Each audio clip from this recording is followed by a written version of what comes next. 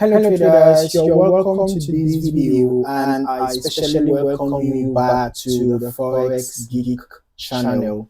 Now in this video, we're just going to be diving into one of the most powerful concepts in Forex trading, and that is key levels. Alright, we're going to be talking about key levels in this video. So if you have ever struggled with identifying the best places to enter or exit a trade, then this video is for you. Now, key levels act like invisible walls in the market because price respects these levels, alright? And it makes them prime spots for potential reversals or breakouts. But knowing how to trade them like a pro is what separates beginners from experienced traders. So make sure you smash that like button and subscribe if you find this valuable. Now let's just quickly get started. Right? Let us break it down. Key levels are strong price action zones where the market tends to react. These are areas where buyers and sellers battle for control, and they usually align with support and resistance zones. Psychological price levels, like for example, if you're trading euro, maybe euro USD, euro GBP, price levels like 1.1, 1.2, 1.5, 1.8, and all of that, those are psychological price levels. So key levels align with support and resistance. They also align with psychological price levels. They also align with previous highs and lows. Okay. And they also align with major institutional price points. Now think of them as roadblocks in the market. When price reaches these zones, it either bounces off or breaks through, creating high probability trade opportunities. Now let's talk about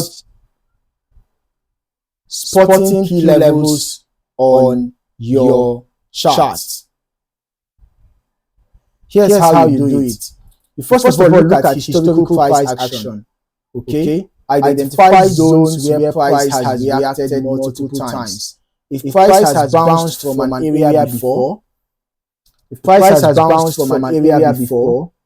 chances are it might do it again. And then you can also use round numbers. Alright? Round numbers. Market tends to respect psychological levels like 1.1, 0.000, 1.2, 0.000, 1.5, 0, and all of that. Then also check your higher time frames. Okay, always mark your key levels on higher time frames, like the daily or the 4 hours. Okay. Mark key levels on the higher time frames. It is important. Alright? These levels hold more weight and can guide your trades on lower time frames. Then watch out for volume and candlestick patterns. Look for strong rejection wicks, engulfing candles or pin bars at key levels. Okay, this signals strong buying or selling pressure. Now, once you have identified key levels, here's how you can trade them like a pro. You can use these levels for breakout trading. In terms of breakout trading, you just have to wait for the price to break and close above a resistance. For example, what happened here? Break and close above a resistance, or break and close below a support. Then you can enter, you can go to smaller time frames to do all this. Then you can enter after a retest. Okay, for example, when you have a breakout and you have a retest, you can now enter in the direction of the breakout. Enter after a retest of that level with confirmation from price action. Okay. Then use stop loss. Set your stop loss below the key level for protection. If it is a buy trade, if it is a sell trade, set above the key level. Then you can also use these strategies for key levels basically. You can use key levels for reversal trading. If price touches a key level and shows strong rejection wicks or engulfing candles like what we have happening here. You can see this is a bearish engulfing. Just place your stop loss beyond the key level, and then you can enter a trade in the direction of the reversal. Okay, that means a sell trade in this case. Then you can target the next major level for your take profit. Now you can also use this to trade fake out your strategies. Okay, sometimes price breaks a level but quickly reverses. You can see what happened here. Break it and then quickly reverses. This is called a fake out. Wait for a false breakout and then enter in the opposite direction with confirmation. This is a great way to catch traders who got trapped. Now, a lot of traders mess up when trading key levels. Here are some mistakes to avoid. Okay? The first mistake to avoid is entering too early.